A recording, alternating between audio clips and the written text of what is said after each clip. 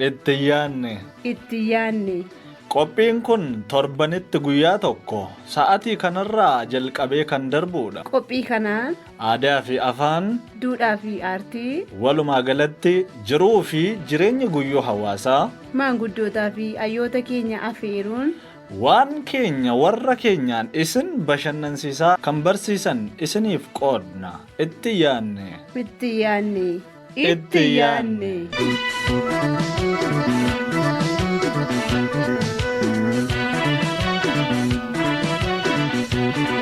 Akka fuunee ashamaa nagaa fayyaa jirtu dhaggeeffattoota keenya jaallatamoo fi kabajamtoota keenya itti yaanneen qophiin isaa eegalee jira. Egaan jalqaba irratti akkuma torbee darbe gaaffii hirmaachisaa badhaasa qabu isiniif qopheessinee jirra.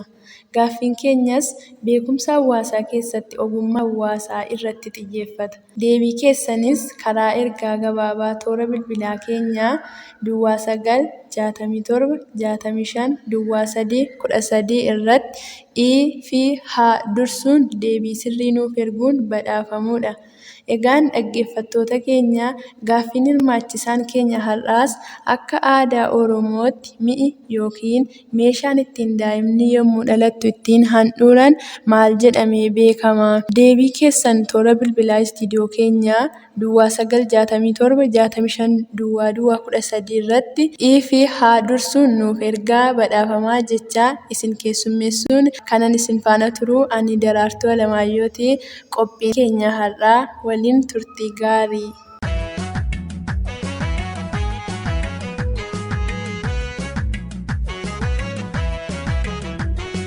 Nagaa fayyaa jirtu ashamaa akkam jirtu dhaggeeffattoota keenya qophii itti yaanne.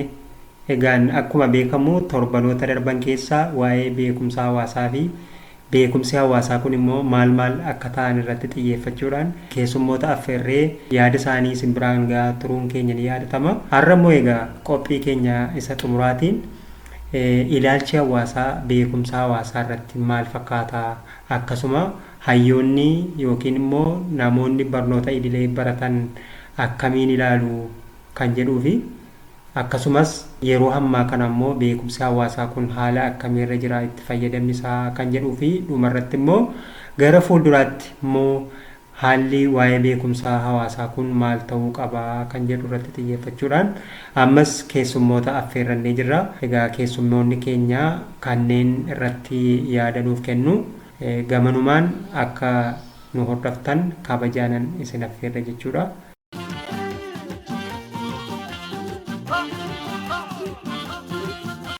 Mee hayyoonni ilaalcha akkamii qabu egaa beekumsa kee kanaa fi ilaalchi isaan qaban gabaabinaan akkasuma hawaasnoo akka amantiittis haa ta'u gabaabinaan nu kaasuu yaala. Barsiisaa Gabru maal jettu? Fakkeenyaaf amma beekumsi qe'ee kun warra baranneerra jedhanii fi barumsa saayinsii baratan biratti baay'ee fudhatamni isaa hagas mara ol ka'aa miti. Sababiin isaa maaliifi tokko beekumsa saayinsiif teekinooloojii dhufaatii saayinsiif teekinooloojii wal qabate barnoonni laga gamaa dhufe yookaan immoo gara dhiyaarraa dhufe waa'ee saayinsiiti, waa'ee teekinooloojiiti. Innaan sana maaltu jira? As gadi bu'ee namni beekumsa qe'ee kana itti fayyadamuu irratti ilaalchi jiru baay'ee jabaa miti. Jabina hin qabu jechaadha achi keessatti. Gadi bu'aadha. Haa ta'uyyuu malee garuu beekumsi qe'ee beekumsa ammayyaatiif gumaacha kenna malee saayinsii irraa waan fudhatu hin qabu. Irra caalaayyuu barnoota ammayyaatiif galtee guddaa qaba jechuudha. Hawaasumti keenya mataan isaayyuu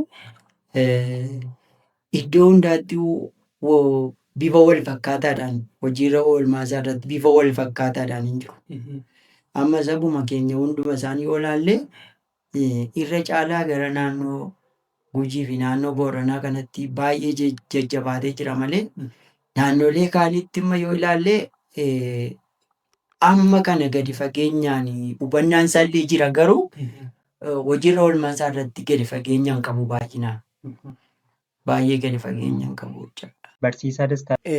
Ilaalchaalee garaagaraatu beekumsa hawaasaa kanarra jira. Keessumaati warra lixaarraa yoo kaane beekumsuma hawaasaa kan Afrikaa akka waliigalaatti kan Oromoo qofa miti, kan biyya kanaa qofa miti. Kan Afrikaa akka waliigalaatti akka waan beekumsaatti ilaaluu dhabuutu jira. Afrikaan beekumsa addunyaa kanaaf gumaache maal qabaa gaaffii jedhu kaasu. Keessumaa immoo akka Oromootti Oromoo sirna gadaa maddisiise. Oromoo sirna gadaa kanaan wal bulche. Oromoo sirna gadaa kanaan nageenya buusu. Nageenya saba isaa miti saba biraa wajjin nagaa buusee saba jiraachuu danda'u. Afrikaa kana saamichaaf dinagdee as jiru qabeenyaa leecalloo as jiru kana saamuuf jecha gara Afrikaa kanaa dhufu. Afrikaa waasii goona si qoranna jedhu. Argiteetta dubbisteetta yoo ta'e riyaaliitiin jiru garuu sana miti saamichaafi. Inni biraa warrumti barannee jedhan kun mataan isaanii iyyuu beekumsa qe'ee kana beekumsa qe'ee kana konsiider godhuyi waanuma warra Afrikaa warra westernii kana waanuma warra lixaa kana dhaadhessuutu jira. Seerri nuu ba'u bu'uurri isaa yookaas immoo uleensa faraasaa eessa kan faranjii. Naamusni achii nuu dhufuu jalqabeera yeroo ammaa bara. Dhaloonni taa'ee TV ilaalaa oolu taa'ee TikTok ilaalaa oolu naamusa kan warra faranjii nuu fuudhaa jira bara. Sodaan koo maali beektaa? Taa'ee kitaaba sana nuu barreessaa laata waan jedhu sodaachaa jira. Naamusa isaaniirra, naamusa TikTok irraa bare kana, naamusa fiilmii irraa bare kana. Yoo nu barreesse dhaloota maal dhaalchisa boru. Sii galee dhaloota barannee dhaloota digirii qabna, maastersii qabna jedhantu har'a TikTok irraati sana laalee sana akti gochaa jira. Sana shaakalaa jira. Waan si gaddisiisu garuu Oromoon safuu akkamii qaba, beekumsa akkamii qaba, duudhaa akkamii qaba. Osoo of hin bariin nuti warra faranjii baruu barbaanna. Rakkoon keenya ni guddaan. Jalqaba of beektee bakkee beekuun gaariidha jechuudha. Kanan ta'u taanaan kitaaba keenya keessa maaltu jira? Kitaabatu nuti irraa barattoota barsiisnu keessa maaltu jira? Fakkeenya nuti fudhannu muka qe'ee keenyaati. Fakkeenya indaanqoo jennee barsiisaa jirra, saree, hoolaa jennee barsiisaa jirra immoo maqaa mukaa bakkanniisa doddota laaftoo jennee barsiisaa jirra immoo giraavillaa maal jennee barsiisaa jirra waan faranjii. Waan naannoo keenya jirre irraa kaatee fakkeenya godhattee kitaaba keessa galchitee barsiista taanaan akka nama barata daa'imni dhalate. Kanaafuu nama barate biratti iyyuu dogoggorree jira jechuudha. Akka waan boodattafaatti ilaaluufaatu mul'ata. Beekumsa boodattafaatti. Isa kamtu immoo dura jira? Isa kamtu booda? Kamtu kamirraa dhaale? Dhugaasaa yoo dubbanne beekumsi ammaa kan aadaarraa dhaale moo kan aadaatu beekumsa ammaarraa dhaale? Of gaafachuu danda'utu nurra jira jechuudha. Hawaasumti mataan isaa immoo akka lamaan ilaalama. Tokko kan aadaa isaa qabatee jiru jira. Lammaffaa immoo akkuma silaa qajeelfama warra barate kanatu maatii hawaasaaf kennuu barbaada miti beekumsa aadaa kanarratti iyyuu. Gaafa waan irraa dhaga'an akka malee hubannaa dhugumayyuu dogoggora dhugumayyuu sirrii miti. Hulaa dogoggoraa qabachuutu jira jechuudha. Amma immoo Dooktar Dheeressaa Fincarraa kenna. Ilaalcha adda addaa jira garuu biyyoonni guddataa jiranii beekumsa keenya irratti hundoofne malee beekumsa lixaarraa waraabamu yoo deemne guddachuu hin dandeenyu. Kan guddachuu dandeenyu kan keenya irratti kan duudhaa keenya irratti hundoofnedha kan jedhuudhaan haala kanaan egaa walfalmii adda addaatu jira. Jarri gara lixaa jiranii kan isaanii akka waraabnu kan barbaadanii keessaa immoo kan jiru lakkii uummanni gara bahaa jiru kun keessumattuu uummattoonni biyyoota guddataa jiran keessa jiran itoo sirni kolonummaadhaa lixaarraa tajaajila warshaaleetiin wal qabatee ittiin dhufiin dura beekumsa xabbooban isaanii kan ka'e kan isaanii qabu turanii sarratti hundaa'anii guddina saffisaa akkuma warra lixaa argachuu danda'u yookaan dagaagfachuu danda'u jedhanii falmu. Sanarratti hundaa'uu dhabuudhaan warra lixaa keessumattuu dagaagina warshaaleen booda kan isaanii fidanii irra garagalchuudhaan haala salphaadhaan yookiin immoo gatii baay'ee gadi bu'aadhaan kan isaanii gurguranii kan biyyoota guddataa jiraniif immoo akka isaan dagaagne taasisee quucarsee hambisee jechuudha. Maaliifuun kan warra lixaa kan isaa tolaan kan isaa gatii akka isaatiin dhufee jalqaba keessa seeni booda isaan kan isaanii gaafadde kan garuu gaafa gatanii kan isaa bira lixaarraa dhufu sadarkaa kan isaa haala salphaadhaan dhufu sana fayyadamuun kan isaanii akka gatanii fi akka kan isaanii hin oomishamne godhe. Boodannaa ilaalan garuu kan warra lixaa suni shaqaxumatu dhufa yookaan mi'oota warshaalee keessatti oomishamantu dhufa malee dandeettiin sun ogumni ittiin oomishan sun hin dhufu. Kun immoo biyyoota guddataa jiran kaa duubatti hambisee warri lixaa warri warshaadhaan dagaagan sun dachaan guddatan kan warra bahaa keessumattuu kan warra biyyoota guddataa jiran immoo quucaree hafe jechuudha. Ammas taanaan saqee sanarratti deebi'anii yoo dagaagfatan malee guddinni dhufuu hin danda'u. Warri lixaa dandeettii sana gara warra bahaatti yookaan warra guddataa jiranitti fidanii. Kanaafuu kan ta'uu qabu keenya irratti bu'uureffannee kan warra lixaa immoo argamuu wanta danda'u, wanta moggaafamuu danda'u, wanta madaqfamuu danda'u madaqsinee kan keenya wal simsiifnee waan beeknu irratti yoo bu'uuressine malee guddinni warra lixaa qofarraa waraabuudhaan yookaan immoo meeshaa isaanii galchanii itti fayyadamuu qofaan immoo dhiibbaa adda addaa kan fidan akka pilaastikoota adda addaa faalama naannootiif illee kan gumaacha guddaa qabani. Kanaafuu otoo faalama naannoo geessisiin akka guddachuu danda'anitti of eeggannoodhaan humna haaromuu danda'u fayyadamuudhaan warshaalee duraan sadarkaa godootti oomishamaa turan sana gabbisanii beekumsa keessan irratti hundaa'ee akka inni dagaagu taasisuun barbaachisaadha. Sochii adda addaatu iddoo adda addaatti gaggeeffamaa jechaadha yeroo kana keessumattuu biyyoota guddataa jiran keessatti Afrikaa dabalatee jechuudha. Tolee ulfaadha. Waan jabaa nuu kaastanii gaaffii koo gara xumuraatti fideen jira. Inni biraan mee beekumsi hawaasaa kun yookiin beekumsi qe'ee kuni jabinni isaa maali? Tarii immoo hanqina maalii qabaa? Waan jedhu nuu kaasu. Jabina inni qabu baay'inaan amma fakkeenyaaf namoonni keenya baay'ee sirna barnootaa ammayyaaf illee galtee guddaa qaba. Amma dimokiraasii naa fudhanne dimokiraasiin biyya Giriikitti jalqabe jedhaniiti kan nu barsiisan amanuun. Giriikii keessatti jalqabetu hin taane sababii dhiibbaa siyaasaaf adda addaatiin kan ka'e malee sirni dimokiraasii beekumsa qe'ee Oromoo jiru caalu hin jiru jechaadha.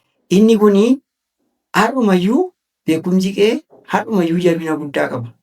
Mee fakkeenyaaf ilaaltu namoonni amma yeroo wayirratti wal dhabanii jaarsoliidha kan araarsu jaarsummaa fayyadamu jechuudha. Jaarsummaan immoo beekumsa qe'ee keessaa isa tokko jechaadha.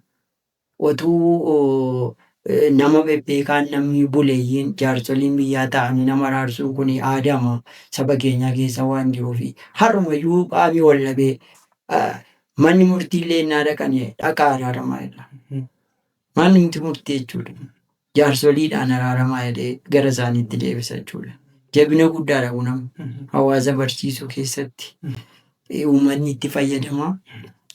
Kun ammoo hojii guddaadha jechuudha akka jabinaatti. Hanqinni inni qabu nama hunda bira ga'ee bifa wal fakkaataadhaan sabni kun hundi isaa hundeedhaan itti fayyadamuu dadhabuu isaati. Egaan akkuma sila kaasaa turre yeroo har'aa mootummaan beekumsa qe'ee jechaa jira. Mana murtii aadaa. Maaliif mana murtii aadaa hundeesse mootummaan? Soo gaaffii sitti kaasachuudha. Cimina qabaayii. Akkitti dhugaan inni sirriin mul'atu. Mana murtii keessatti wanta ilaaluu qabdu ragaatu ilaalama. Egaa ragaan immoo sababoota garaagaraatiin sobamuu danda'a. Ragaarra dhaabbatee murteessa abbaan murtii. Mana murtii aadaa keessatti garuu dhugaa ilaalee murteessa. Dhugaa akka dubbatuuf immoo namni ragaa ba'u sun nama ragaa ba'u miti. Namumti abbaa dhimmaa ta'e achi taa'e sun akka dhugaa dubbatuudhaaf akkitti dhugaa argan jira jechuudha. Kan aadaa keessatti. Waaqa lafaaf jedheeti kan inni dhugaa baasu. Waan si ajaa'ibu tokko sitti immoo mana gaafa jaarsi taa'ee dhugaa namoota lamaan wal lola yookaas wal dhaban gidduutti dhugaa argu kan ammaa keessatti isa miidhametu ragaa barbaaddata. Kan aadaa keessatti garuu ati balleessaa qabda yoo ta'e yookaas immoo wayii balleessite wayii dhoksite yoo ta'e fira keetu ragaa sirratti ba'a yookaas immoo dhugaa barbaada. Dhalootaaf jedhee horii sa'asaa namasaa dhalootaaf jedhee balleessitee taa'ee adaraa dhugaa barbaadii adaraa qe'ee keenya balleessiini adaraa sa'a keenya nama keenya balleessiin jedheeti namicha irraatii dhugaa barbaada. Isa ammaa keessattuu fira isaatu ragaa ba'a fira isaatu dhugaa barbaada faallaa isaatu ragaa namatti ba'a.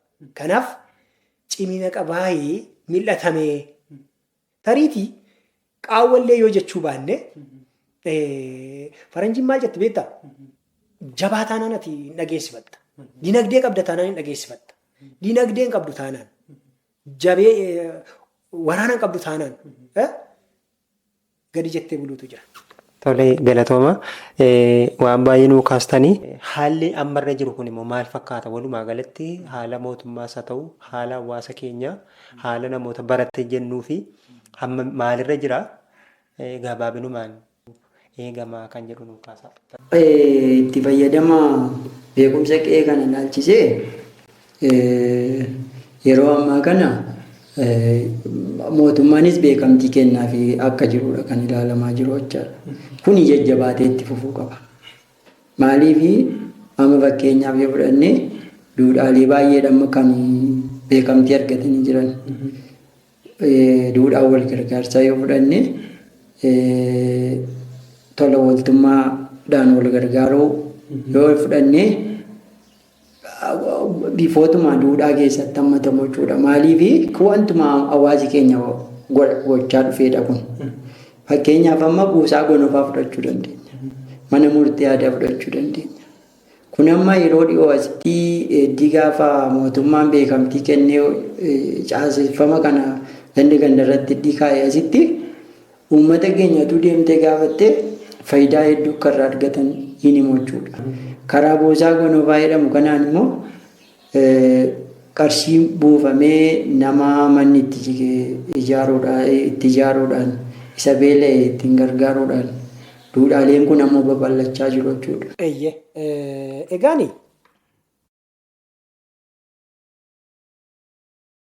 itti fufiinsa isaa wajjin wal qabatee egaa jijjiiramni jira akka waliigalaatti waan namuu haaluu hin dandeenye addunyaa jijjiiramaa bulu keessa jirra. Addunyaa jijjiiramaa bulu kana keessatti akkamiin addunyaa wajjin deemuu tunurra jiraata waan jedhu sanatti yaannu taanaan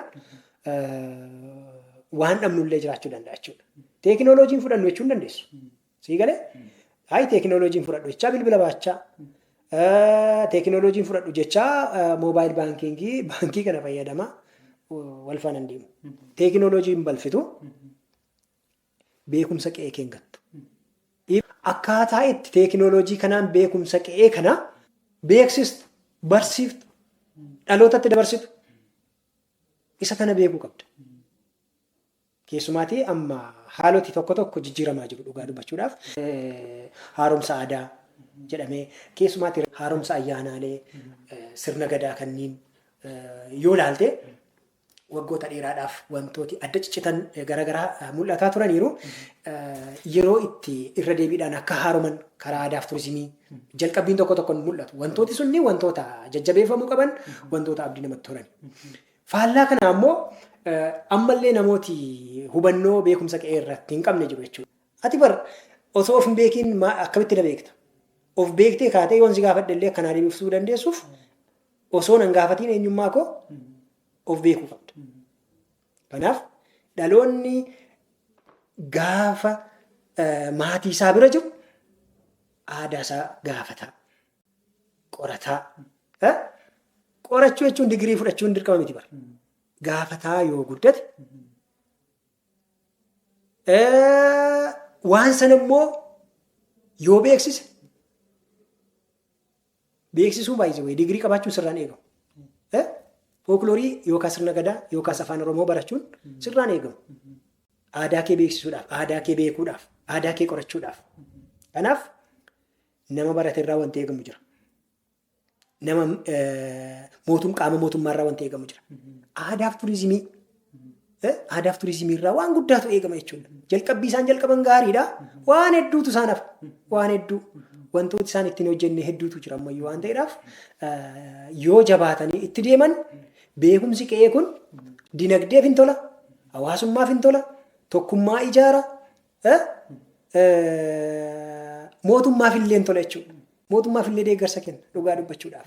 Akka itti inni nagaa hiiku argiteetta yoo ta'e kunuunsa naannoo keessatti gahee gurguddaa qaba waan ta'eedhaaf beekumsi qe'ee kuni hawaasummaadhaaf wal quba qabaatta, walii yaafatta, walii birmatta akka itti hawaasni baadiyyaa gaafa gamaa iyyu asii ka'ee itti birmatu argaa guddatte yoo ta'e akka itti isaan walii birmatan, akka itti isaan hattuu qaban, akka itti isaan wal bukkee wal deeggaran garaasi nyaata.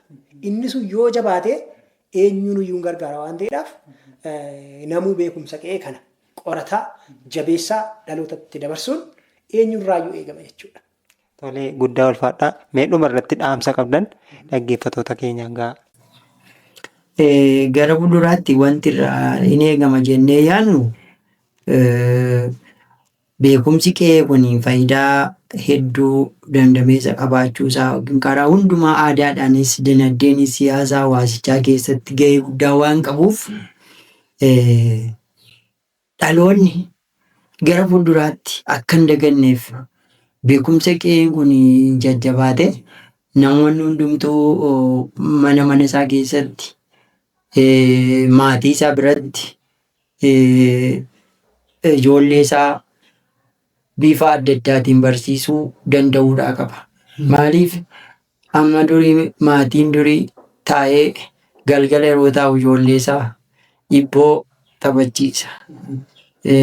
Dhibboon teeniifaa jedha, dhibboofaa jedha, oduu duriifaatti himaa, dura akkas ta'e jedha. Wantoota akkasii kana jajjabeessanii ijoollee xixinnoo dhalataa jiran dhaloonni bor akka hin daganneef maatiin ijoollee isaa biratti kana beekumsa saayinsiif teeknooloojii akka jirutti ta'e beekumsa qe'ee kana jajjabeessuudhaaf bifoota akkasiitiin wal barsiisuu danda'uu qaba. Darbee immoo warri fiildii kana baratee gama safuu fi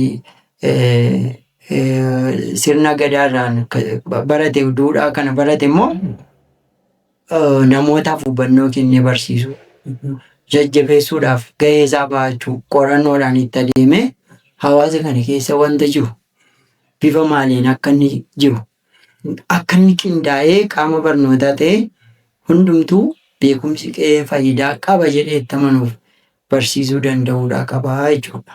Kanaan dura namoota kaantu nuu qorataa ture. Sababni isaa namni keessumaa Afrikaa keessaa barachuun yeroo dhiyoodha. Akka Oromootti immoo akkuma atuu beektu barnoonni ammaa kun yeroo dhiyoo jalqabe. Kanaaf akkuma kaleessaa nama eeguu hin qabnu qorachuu qabna, ol kaa'uu qabna, ol kaa'uu qofa miti itti fayyadamuullee qabna jechuudha beekumsa kana. Kanaan ala hin du'a. Beekumsi du'e jechuun beekumsi abbootii tokkoo yookaas beekumsi abbootii keenyaa du'e jechuun dhaloonni itti aanu muka duwwaa ta'a jechuudha. Fooniif lafeen gargar ba'uun irra hin jiraatu. Anaaf illee waa xiqqoo argine dhaloonni boruu immoo haga keenyayyuu quban qabaatan. Keessumaa waan barreessine kanallee argachuutu irra jiraata jechuudha. Kanaaf abbootii irraa wanti eegamu jira. Keessumaa dabnee abbootii bira geenyeen qorannu taanaan. Abbootiin du'aa jiru. Abbootiin mana kitaabaa keenya isaan irraa ariitinaa qoran. Keessumaa warri baran. Abbootiin keenya immoo egaa al takka rakkoo gurguddaan beekumsa qe'ee gaafa jennee qorannoo kanaaf deddeemnus rakkinni tokko mudachuu danda'u. Iftoominaan itti dhiyaannee qorannoo kana qorachuudha jechuudha. Maaliif dhufee haala yeroo ammaa biyya kana keessa jiru hin beekta wal shakkuutu jira.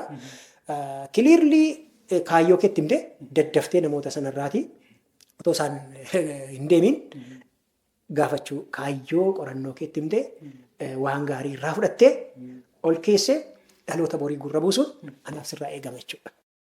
Tolee ulfaadhaa. Egaan keessummoonni koo Dr. Dheeressaa Dheebuu Yuunivarsiitii Jimmaatti barsiisaa fi qorataa seenaa akkasumas Yuunivarsiitii Mattuutti kan ta'an barsiisaa Dastaa Gomaasaa muummee Fookiloorii fi Ogbarruu Oromootti barsiisaa fi dura bu'aa muummee akkasumas barsiisaa Gabruu Margaa barsiisaa lammummaa fi amala gaarii asitti argamtanii yaada nuuf kennuu keessaniif guddinee onneerraa isin galateeffanna.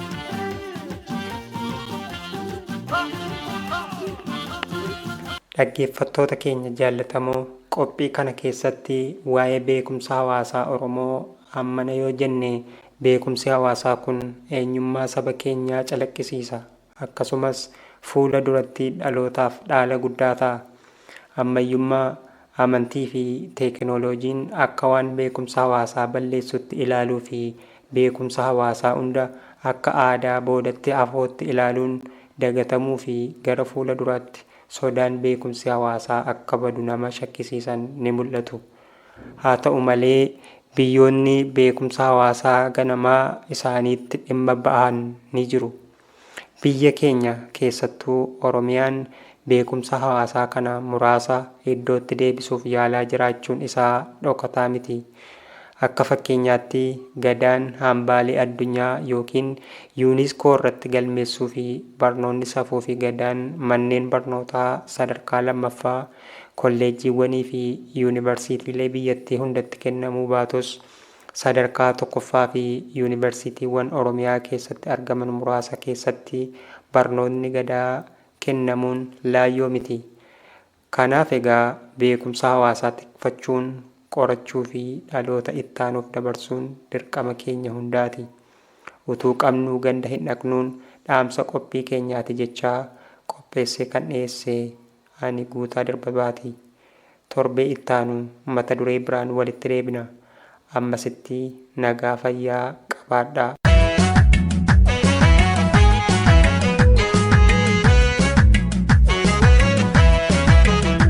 Walitti deebinee jirra dhaggeeffattoota keenya. Ammallee nu faana turtii taasisaa jirtu jennee abdan. Egaan gaaffii hirmaachisaa keenya akka aadaa Oromootti mi'i yookiin meeshaan ittiin daa'imman yommuu dhalattu ittiin handhuuran maal jedhamee beekama kan jedhu deebii keessan toora bilbilaa istiidiyoo keenyaa Duwwaa 967 Duwwaa 13 irratti fi haa dursuun nuuf ergaa badhaafamaa jechaa amma immoo dhaamsa dhaggeeffattootaa dhaggeeffannee kan walitti deebinu ta'a. Ashamaa harka fuunee nageenya keenya bakka jirtan maratti isin haadha qabu jirtu dhaggeeffattoota keenya. Dhaamsa keessan qindeessuun isin faana kan turu ani Maadii Abbaa Tamaamidha. Isinumarraa isiniif jechaa dhaamsa keessan har'aatti dabarra. Egaan dhaggeeffattoota keenya dhaamsa keessan har'aa kan jalqabaatiin ergaa gabaabduu nama barsiistu kan bifa oduu duriitiin Abdiisaa Tummee godina Jimmaa Aanaa Maannaa ganda Gubbee Mul'ataa irraa nuuf erge isin biraan geenyaa dhaamsichis kunuuti. Bara durii keessa waaqni yaa'ii ilma namaa hin hirmaachisne waamuun uumamtoota hundaaf gaaffii dhiyeesse jedhama. Gaaffichis akkas jedha ture. Hamma qophaa'anitti wanta tokko ilma namaa jalaa dhoksuun barbaada. Kanaaf isa san dhoksuuf eessa yoon kaa'e namoonni argachuu hin dandeenye isinitti fakkaata jedhanii. Gaaffii kana waaqni kanuma beeku beekaati nu gaafata jedhanii tahee an hin beeku malee bineensonni hedduun deebisuuf qophaa'u hin turre. Garuu isaan keessaa 4 Guchii, Qurxummii, Leencaa fi Qamaleefaan gaaffii isaaniif deebii laachuuf murteeffatan. Jalqaba irratti deebii laachuuf kan hirmaatte Guchiidha. Guchiin wanta dhoksuu barbaadisan anaaf kenniitii an ol fagaadhee hamma odeessanitti hamma addeessaatti balali'uu danda'a waan ta'eef ol bahee gubbaa addeessaa irra kaa'a jechuun dubbatte. Waaqnis akkas jechuun Guchiidhaaf deebii deebise. Gaaf tokko ilmi namaa addeessa irra qubachuun isaa waan hin oolleef salphaatti argachuu danda'a waan ta'eef kun gonkumaa wanta ta'uu danda'u miti jechuun Guchiidhaaf deebise. Itti aanuun sadarkaa lammaffaa irratti Qurxummiin deebii waaqa kanaa akkas jechuun deebisteefi. Addunyaa kanarraa akka galaanaa wanti gadi fagaatu hin jiru. Namni immoo dhuma galaana qaqqabuu waan hin dandeenyeef naaf kenniitii fuudheetan daakee lafa jalaa lixaafi jetteeni. Waaqni namni humna galaanaa keessa ittiin deemu yeroo gabaabaatti ni tolfata waan ta'eef kunis gonkumaa anaaf deebii ta'uu hin danda'u jechuun deebii Qurxummii kanaa morme. Itti aanuun yookaan sadaffaa irratti Leenci akkas jechuun gaaffii waaqaatiif deebii deebise. Daggala rukkataa eenyuyyuu hin seenne an seenuu nan danda'a. Yoon achi dhokse kaa'ee eenyuyyuu waan hin arganneef naaf kenni jechuun deebiseefi. Waaqnis lakkii daggala keessa lixuun ilma namaaf salphaadha. Kunis gonkumaa waan ta'u natti hin fakkaatu jedhee. Dhuma irratti Qamaleen boodarra akkas jette. Warra yaada kennanii jiran kana hundumaa namaan walitti dhiyaadhe kan jiraadhu anadha. Namoonni waan baay'ee barbaaduuf raasaa hurufa keessallee odoo hin dhiisin waa barbaadu. Kan si ajaa'ibu wanta keessoo isaanii garuu gonkumaa hin yaadatan. Kanaafuu isaanuma keessa keenyaan salphaatti hin argatan jechuun dubbatte. Deebiin Qamalee kun akka yaada waaqaa itti dhiyaateef fudhatama waan argateef Waaqnis waan dhoksuuf barbaadesan namuma keessa kaa'e jedhama. Inni sun hayyoomii, beekumsaa fi ogummaa ilma namaa ajaa'ibaa fi dinqii keessoo namaa jirudha. Namoonni baay'een mee cimina ajaa'ibaa fi dinqii Waaqni isiniif laate of keessaa haa barbaaddatan jechaa Abdiisaa Tummeetu isiniif dhiyeesse. Barbaadaa argadhaan dhaamsa keenyaati. Dhaggeeffattoota keenya egaa qophiileen keenya har'aa kana fakkaata ture.